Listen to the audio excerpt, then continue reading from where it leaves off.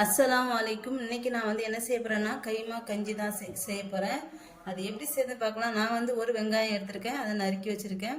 அடுத்து வந்து 2 தக்காளி, கொஞ்சம் மல்லி, கொஞ்சம் புதினா, ஒரு 2 ஸ்பூன் வந்து இஞ்சி பூண்டு பேஸ்ட்டு. அடுத்து வந்து 100 கிராம் மட்டன் கைமா எடுத்திருக்கேன். அடுத்து 150 கிராம் தேங்காய் பால் எடுத்திருக்கேன். அடுத்து பட்டை, லவங்கம், ஏலக்காய், 2 துண்டு பட்டை, 4 ஏலக்காய், 3 லவங்கம். இதை வந்து தண்ணியில் ஊற வச்சுருக்கேன். அடுத்து பிரியாணி இலை வந்து நான் 2 வந்து எடுத்திருக்கேன். உங்கள்கிட்ட பிரியாணி இலை இல்லைன்னா ரொம்ப இலை கூட சேர்த்துக்கலாம். அது வந்து ஒரு சின்ன துண்டு அது வந்து போட்டுக்கோங்க. அது இல்லைன்னா இது போட்டுக்கோங்க. அடுத்து நான் வந்து 200 கிராம் ஜீரச்சம்பா அரிசி, 50 கிராம் பாசிப்பருப்பு, இதை வந்து ஒரு 1/4 மணி நேரம் ஊற வச்சிருக்கேன். அரிசி எடுத்துக்காதீங்க, ஜீரச்சம்பா குருணை இருந்தால் எடுத்துக்கோங்க. நான் வந்து குருணை தான் எடுத்திருக்கேன். அப்படி குருணை இல்லைன்னா அரிசியை வந்து ஊற வச்சுட்டு ஒரு 10 நிமிஷம் ஊற வச்சுட்டு மிக்சியில் பிளெண்ட் பண்ணிக்கோங்க. அது வந்து குருணை மாதிரி ஆகிடும். அது அரிசியாக இருக்கும்போது குருணை பண்ணுனா அது வந்து மாவு வரும். அதனால நான் வந்து ஊற வச்சுட்டு நான் வந்து குருணை பண்ணுவேன். நான் வந்து இப்போ வந்து குருணையை எடுத்திருக்கேன். இப்போ இது எல்லாத்தையும் எப்படி செய்யறதுன்னு பார்க்கலாம். நான் வந்து ஒரு குக்கர் எடுத்திருக்கேன். இப்போ இதில் வந்து எண்ணெய் ஊற்றிக்கலாம். இப்போ எண்ணெய் ஊற்றிக்கிறேன். இதில் மெயினாக வந்து பச்சை மிளகாய் சேர்த்துக்கோங்க. நான் வந்து பச்சை மிளகாய் வந்து சேர்க்கலை. ஏன்னா நான் வந்து பச்சை மிளகாய் வந்து சேர்க்க மாட்டேன். ஏன்னா எங்கள் வாப்பாக்கு வந்து பச்சை மிளகாய் சேர்க்கக்கூடாதுங்கிறதால நான் பச்சை மிளகாய் சேர்க்கறது கிடையாது. கண்டிப்பாக பச்சை மிளகாய் நீங்கள் வந்து சேர்த்துக்கோங்க. இப்போ இதில் வந்து நான் வந்து பட்டை லவங்க ஊற வச்சிருக்கேன்ல, அதை வந்து சேர்த்துக்கிறேன். அடுத்து பிரியாணி இலை சேர்த்துக்கிறேன்.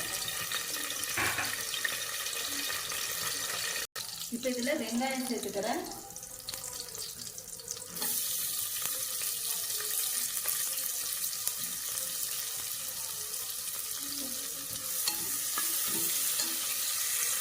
இப்போ வெங்காயம் வந்து நல்லா வதங்கிடுச்சு. இப்போ இதில் நான் வந்து இஞ்சி பூண்டு பேஸ்ட் வந்து போட்டுக்கிறேன். அடுத்து மல்லி புதினா வந்து சேர்த்துக்கிறேன். மல்லி புதினா போட்டுக்கிறேன்.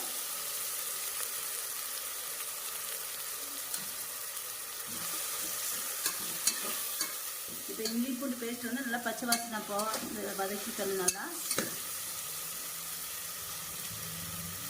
இப்போ நான் இதில் வந்து 1.5 ஸ்பூன் மிளகாத்தூள் சேர்த்துக்கிறேன். அடுத்து 1/4 ஸ்பூன் மஞ்சள் தூள் சேர்த்துக்கிறேன்.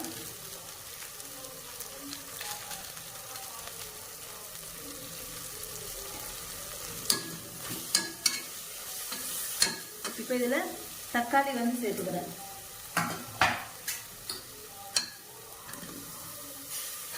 இப்போ எல்லாம் சேர்த்து வதக்கிக்கிறேன்.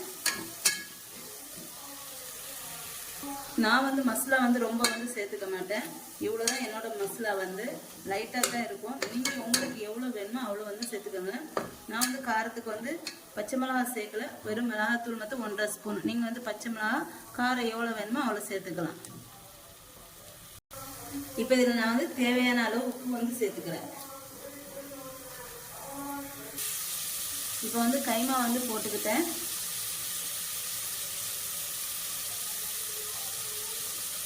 எங்கள் வீட்டில் வந்து நோன்பு திறக்கும்போது வந்து எங்களுக்கு கஞ்சி தான் மெயினாக வேணும்.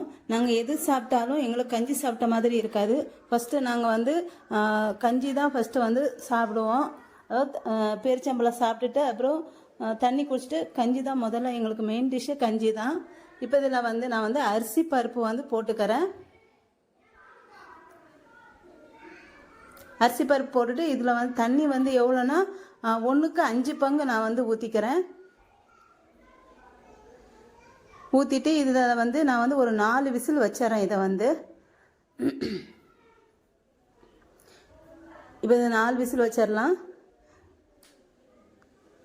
இப்போ 4 விசில் வச்சுட்டு இதை எடுத்துருக்கேன். இப்போ வந்து இதில் வந்து தேங்காய் பால் வந்து நான் வந்து ஊற்றிக்கிறேன். தேங்காய் பால் ஊற்றி ஒரு கொதி வைக்கணும், இல்லைனா கெட்டுடும்ல. அதனால் நாங்கள் வந்து சீக்கிரம் காய்ச்சிருவோம். அதனால் தேங்காய் பால் வந்து ஊற்றிட்டு ஒரு கொதி வச்சு இதை இறக்கிடணும். இந்த பாருங்கள், கஞ்சி வந்து ரெடி ஆகிடுச்சு. உங்களுக்கு இந்த வீடியோ உங்களுக்கு பிடிச்சிருந்தா லைக் அண்ட் கமெண்ட் ஷேர் பண்ணுங்கள். என்னோடய சேனலை மறக்காமல் சப்ஸ்கிரைப் பண்ணிக்கோங்க.